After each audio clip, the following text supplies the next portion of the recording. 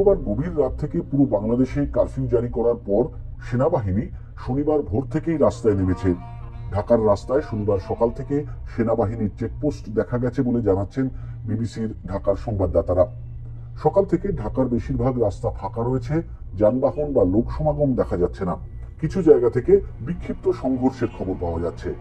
অন্যদিকে কারফিউ জারির পর শনিবার সকাল থেকেই রংপুরে থমথমে পরিস্থিতি বিরাজ করছে।